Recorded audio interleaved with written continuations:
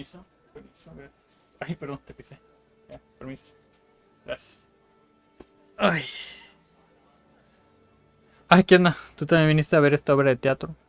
Dicen que es un clásico. Su nombre es... aquí está.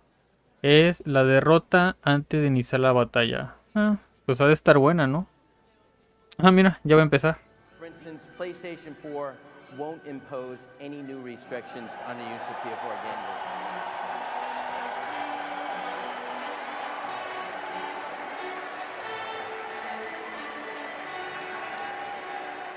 We unveiled an ambitious system built for a modern connected living room. PlayStation 4 disc-based games don't need to be connected online to play.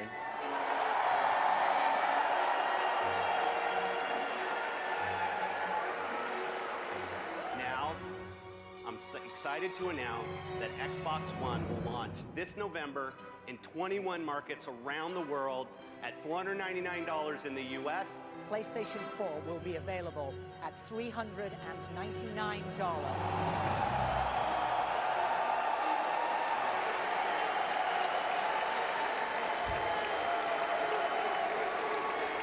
And 429 pounds in the UK. And for the folks in my homeland, £349 sterling.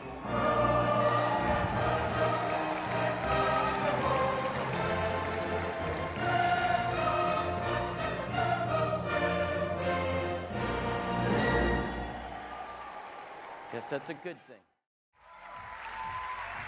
Todos recordamos esa terrible E3 de 2013, el momento exacto donde Xbox perdió la batalla de consolas de esa generación y ni siquiera había iniciado. Pero hay algo peculiar en esa conferencia, el cómo un 60% es hablado de Xbox y su integración a la TV, un 30% de juegos próximos y un 10% de Call of Duty, generando un descontento y mucho escepticismo por parte de los miles de fans que veíamos la E3. Mientras veía la conferencia de nuevo para el video, me di cuenta que no fue una mala conferencia. De hecho, fue una de las mejores, pero los rumores de que la nueva Xbox tendría restricciones para prestar juegos, estar conectado 24/7, y la manera de tocar el tema por el CEO de ese momento condenó a una consola con una propuesta interesante al fracaso. Con todo esto me generó una duda. ¿Por qué Microsoft intentó integrar de manera tan abrupta la paridad con la televisión? Bueno, para encontrar la respuesta debemos analizar el panorama desde generaciones atrás.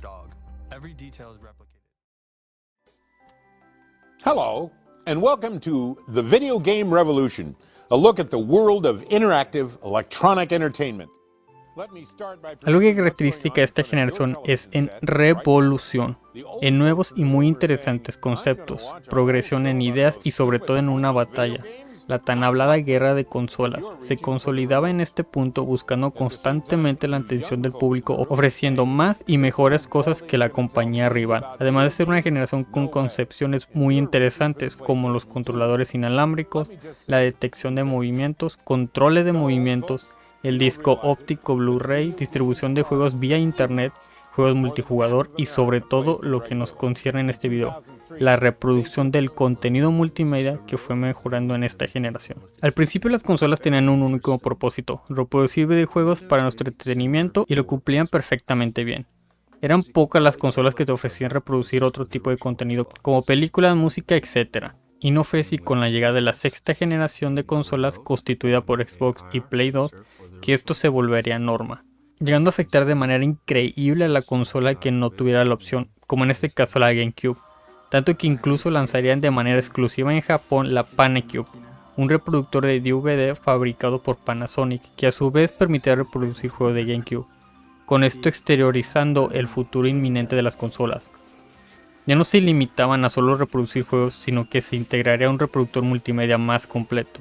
En noviembre de 2005 aparece la Xbox 360, segunda consola producida por parte de Microsoft, con esto dejándonos ver su intención con la consola. El juego en línea para jugadores más hardcore, los tan reconocidos logros, un servicio de suscripción e integrando una mejora reproductor de multimedia, con esto permitiendo reproducir imágenes, video, música, donde gracias a la potencia de las consolas se nos dio la posibilidad de tener un reproductor de música dinámico, donde a diferencia de la pasada consola, nos dejaba jugar y escuchar música al mismo tiempo, pausar, cambiar y retrocede la canción con apenas un par de botonazos. Un agregado muy interesante es la posibilidad de conectar a la computadora a la consola. Con esto podemos acceder a nuestro contenido usando la aplicación de Windows Media Center. Adiciones interesantes y actualizaciones aún más necesarias. En noviembre de 2006 es lanzada la Wii de Nintendo y la Play 3 de Sony, compitiendo de manera directa con la ya lanzada Xbox 360. Play 3 tuvo un comienzo muy difícil. Al tratarse de la primera consola con un lector Blu-ray, encarecería su precio, además de que su interior tenía un pequeño Play 2, con esto permitiendo reproducir juegos de las dos pasadas generaciones. Esto con el objetivo de convertirse en el centro de entretenimiento único para toda la familia. Movimiento que no le saldría muy bien, ya que Microsoft haría un par de tratos para colocar como favorita su consola. En esta época las compañías competían de todas las maneras posibles con exclusivos, innovación, dar un mejor servicio multijugador, pero lo curioso es que mientras Xbox y Play competían entre ellos, la Wii, una consola que no tenía la misma potencia, no buscaba ser un centro de multimedia, y claro, que se podría considerar como una GameCube 2.0, ganó y por mucho. Si de ventas se habla, todo es gracias a que cubría la demanda de un público que hasta ese momento era ignorado, los jugadores casuales.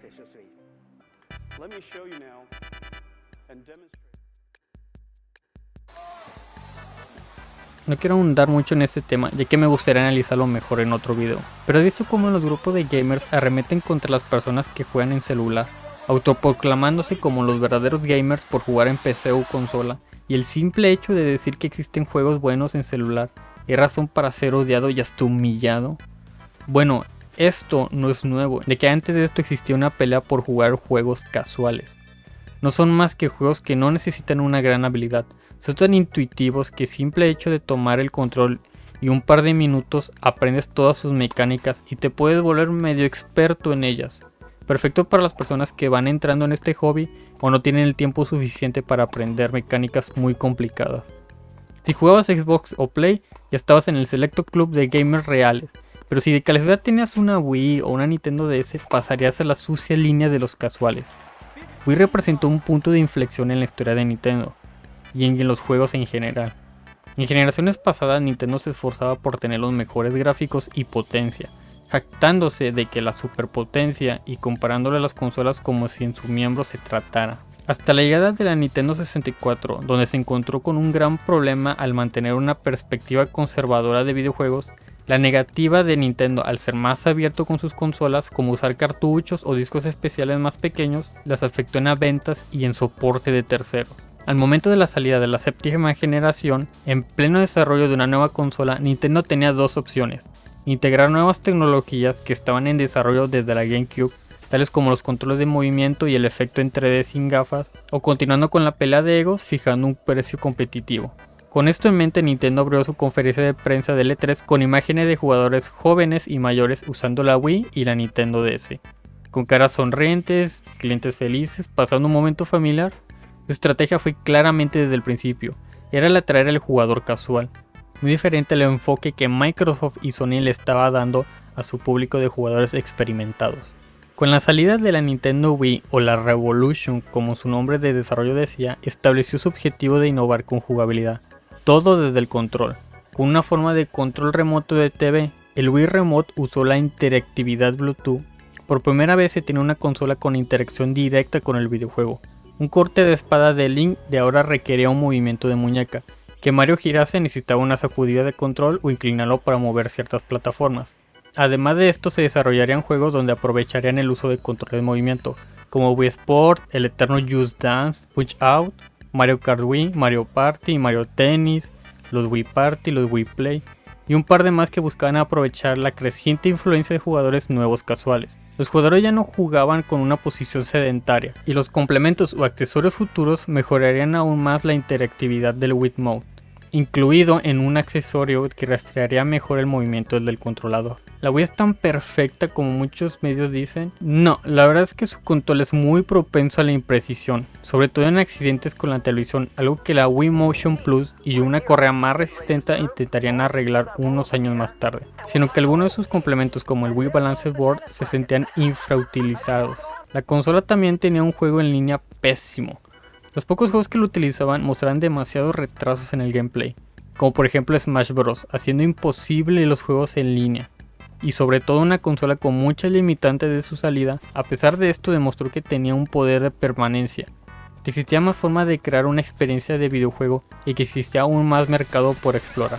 En última instancia, uno de los mayores logros de la Wii es que consiguió que los abuelos se integraran en los videojuegos. La característica más común de los juegos de Wii es su facilidad de aprendizaje y lo increíblemente intuitivo que son. Teniendo en cuenta los detractores más conocidos de los videojuegos son los ancianos, principalmente por la falta de paciencia y el entusiasmo por jugarlos. Ver de repente que las residencias de ancianos y los centros de rehabilitación exhibían Wii Sports y Wii Fit con regularidad era alucinante. La consola de Nintendo fue capaz de convertir a todo el mundo en jugador. Esto es una evidencia del aporte tan profundo que dejó en la industria, tanto que Microsoft y Sony intentaron imitar sus propios esquemas con controles de movimiento, aunque con muchísimo menos éxito. Más tarde, Satoru Iwata dirá en una entrevista que poco después de que la consola Wii fuera lanzada, la gente de los medios de comunicación de juegos y los entusiastas de los juegos empezaron a reconocer la Wii como una máquina casual, dirigida a las familias, y colocaron a la consola de Microsoft y Sony muy cerca la una de la otra, diciendo que estas máquinas iban dirigidas a quienes les apasionaran jugar a videojuegos. Pero no todo era de color de rosa para la Wii. Todo el mundo se quejaba y la tachaban como una consola para aficionados. Incluso la prensa la catalogaba como un sistema de entretenimiento para niñas y ancianas. Todo por renderizar de manera HD los polígonos en 3D, tener un nulo o inexistente sistema multimedia y por no contar con un gran número de juegos de disparos en primera persona. Pese a todo el desagrado por parte de los jugadores más aguerridos, fue una consola exitosa. En esta gráfica podemos ver el inmenso éxito de la Wii, posicionándose en el primer lugar de venta de videoconsolas y permitiendo que Nintendo recuperase el mercado. También podemos ver cómo Sony y Microsoft tenían una dura batalla, separándose apenas con 1 millón de ventas, y como año tras año era uno u otro el vencedor de su batalla, lanzando exclusivos, mejorando sus servidores para jugar en línea y claro, buscando de muchas maneras tener una parte del pastel que consiguió Nintendo con sus jugadores casuales, y aprovechando cualquier diferencia favorable que les permitiera liderar el mercado de consolas. Por suerte, una de esas diferencias fue una enorme carencia de la consola de Nintendo y su mayor problema. La Wii, al tratarse de una consola con carencias en su potencia desde el principio, saldrá con muchas limitaciones, gráficas como de multifunciones, contando apenas un par de galerías de imágenes y siendo compatible solo con 2 archivos de video como es el AVI y el MOV, y no permitiendo disfrutar de películas o de música, limitando su uso de centro de entretenimiento para toda la familia. En contraposición, los rivales están más adelantados. La Play 3 de Sony tiene un reproductor de discos Blu-ray y puede usar la propia tienda de películas en línea de Sony. Microsoft equipó a la 360 una tienda de películas de alta definición de Zoom y permitiendo a los usuarios chatear en línea mientras ven películas, juegan juntos, y ambas consolas ya contaban con Netflix antes que la consola de la Wii. Lamentablemente la Wii, a diferencia de la Play 3 y la Xbox, no es lo suficientemente potente como para mostrar transmisiones en línea de alta definición, viendo su enorme limitación para ser usado como un centro multimedia. Algunos observadores de la industria esperaban que Nintendo anunciara una nueva versión de la Wii HD en su consola que nunca llegó. Microsoft aprovecharía invirtiendo en este apartado, mejorando su mercado, agregando aplicaciones para ver programas y películas, cambiando su dashboard a uno más ordenado y centrándose en su función de multimedia, pero sobre todo invirtiendo en cierta plataforma que estaba teniendo un interesante auge. En la E3 de 2008, Microsoft tuvo el honor de inaugurar con la primera conferencia de prensa, mostrando varios juegos y dejando dos cosas muy claras: ir actualizando el sistema de Xbox Live hasta conseguir un sistema de tipo decodificador e integrar de diferentes maneras el cómo disfrutar el contenido de internet como Facebook, Twitter y Netflix. Con esto actualizando la interfaz de usuario, como una serie de funciones nuevas, una interfaz más elegante, pero sobre todo para que Netflix se asociara con Microsoft para ofrecer películas en streaming a través de Xbox Live. En esencia, darle una funcionalidad de caja Roku a una ya muy bien establecida Xbox 360 y sin la necesidad de hacer pagos extra. La transmisión de Netflix en alta definición y la posibilidad de que los usuarios puedan ver películas de streaming hasta con otros 7 amigos fue la principal novedad ante dicha asociación, pudiendo interactuar con nuestros amigos gracias a los grupos, mensajes y los nuevos avatares que nos regalaba Xbox. Con esto, más de 1 millón de miembros de Xbox Gold utilizaron el servicio de Netflix con sus consolas, Ni Roku ni los reproductores de Blu-ray LG con Netflix incorporado han alcanzado ese número. Toda esta nueva experiencia era una locura, aumentaron la funcionalidad al permitirnos que los nuevos usuarios agreguen películas desde la Xbox y brindando un nuevo modo de fiesta, creciendo de popularidad y permitiendo a Microsoft competir de al tú por tú con la consola de Sony. Anteriormente se tenía que ir a la PC o al Mac, visitar el sitio de Netflix, elegir la película y reproducirla. Además de tener que contar con algún puerto especial para conectar la computadora a la televisión. Esto cambió ya que las películas simplemente aparecen en tu Xbox. Además de la alianza de Netflix, Microsoft también anunció nuevos socios en NBC y Universal para videos Marketplace, trayendo programas como 30 Rock, Battlestar Galactica y The Office a su servicio en línea. La Play 3, al ser una consola con unidad Blu-ray enfocada en ser el centro de multimedia y que no tuviera lo último en aplicaciones de entretenimiento, se trató de un golpe directo a Sony, obligándolos a tener su propia tienda de videos en PlayStation Network y buscar más alternativas para competir contra Microsoft. Con todo este revuelo de tecnologías digitales y la notoria obsolencia del formato óptico, los analistas trabajaron con los datos del importante mercado de ventas de DVD, su importancia para los medios y cómo este estaba siendo claramente apartado ante el mercado emergente de películas entregadas por internet y cómo este tenía que ser revisado. Fue una gran novedad poder ver películas, series y miles de cosas más desde tu Xbox, sin la necesidad de instalar discos o tener una entrada especial para la televisión. Una gran evolución del formato físico. Todo estaba apuntando a que sería la norma, y toda consola que busque ganar la batalla tendría que ser un centro de mesa multimedia más que una consola. Wii lo intentó con sus jugadores casuales, Play 3 con los miles de archivos compatibles y la inclusión del Blu-ray. Y Microsoft también entró a este juego con la posibilidad de ver películas en cuestión de segundos. Vicepresidente de Comunicaciones Corporativa de Netflix en una entrevista mencionó que más de 1 millón de personas han usado su Xbox para usar el servicio de Netflix y apenas en febrero habían visto un total de 1.500 millones de minutos. Don Matrix, declaró que Microsoft, gracias a su Xbox, es ahora el mayor proveedor mundial de programas de televisión y películas de alta definición. Todo gracias a la alianza que tuvo Microsoft y Netflix. Estos picos donde Microsoft ganaba terreno contra Sony fue gracias a sus servicios. En este punto donde uno se encuentra el principio del fin. Con la próxima llegada del proyecto natal, más tarde llamado Kinect, Xbox esperaba que fuera un boom total, como pasó con sus aplicaciones de multimedia, pero al tratarse de un mercado ya muy explorado no tendría el recibimiento que se esperaba, obligando a Microsoft a enfocarse en lo que le estaba funcionando, lanzando más aplicaciones para ver más programas, como si de un Apple TV o un Roku se tratase. Cuando salieron las estadísticas del uso del último año de vida de la 360, mostraron que las personas pasaban más tiempo viendo Netflix que jugando, dejando en segundo lugar al mismo Halo, cegándolos y haciéndolos creer que habían encontrado un nicho tal y como la Wii lo hizo con sus jugadores casuales. Con esto preparando la próxima consola centrada en ser un centro de multimedia perfecto. ¿Algunos se han preguntado por qué Xbox One se llama así? Bueno, no es porque solo lo hayan pensado en un segundo. ¿Son los segundos que trabajaron en ponerle un nombre? O que se trate del inicio de una nueva era o nombres así raros que la gente decía. El nombre de One proviene de la filosofía All in One, todo en uno, misma filosofía que estaba totalmente centrada a la consola. Ser un centro de multimedia como de un DVR se tratara, que te permite reproducir juegos y usar algunas funciones de la computadora, razón por la que en un inicio la consola salió con Windows 10, siendo un gran error. Este error le pasó factura en el rendimiento, con todo y en un all-in-one. Encontraron una muy buena idea, excelente, ser un centro de multimedia definitivo, donde pudieras ver películas, jugar videojuegos, ver la televisión, tener una guía de todos tus programas, grabar tus programas, usarlo como una computadora para tus tareas más arcaicas, resolviendo uno de los principales problemas de la 360 y la Play 3, y es que llegaban a parecerse demasiado, donde en algunas ocasiones dando igual cuál comprarse, ya que las dos consolas te daban las mismas prestaciones. Por fin parecía que Microsoft había conseguido su nicho. Lamentablemente no les saldrá tan bien como esperaba, cegándolos por las gráficas, y el aparente éxito que estaban a punto de cosechar, decidieron que las funciones de entretenimiento eran lo más importante. Las mismas personas que querían gastar $500 en una nueva consola, y tal vez existía gente que le llamaba la atención, ya que la idea está interesante, pero primero se deben enfocar en atrapar el mercado central de los juegos.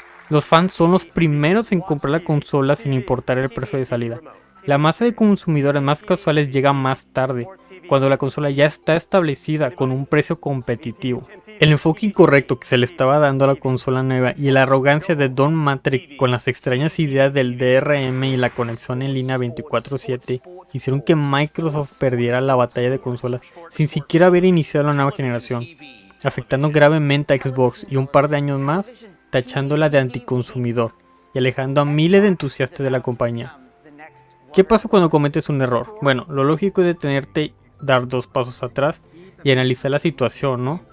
Por suerte Microsoft se dio cuenta de su error, cambiando de CEO, dejando atrás todas esas ideas de centro multimedia y de DVR que encarecían a la consola y que no aportaban en nada a la misma, enfocándose un 100% en crear videojuegos exclusivos y buscando por todos los medios posibles recuperar el increíble número de fans que juntaron con la 360. Y es triste, ya que la idea es interesante, tenía muy buena propuesta.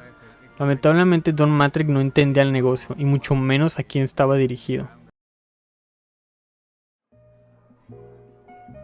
Así que bueno, ya sabes por qué la Xbox One se llama así y por qué tan obsesionados con la televisión. Pero lo que no sabías es que de hecho no fueron los únicos que intentaron integrar la televisión a la consola, ya que a la par una compañía que ha tenido aún más experimentos fallidos y extraños.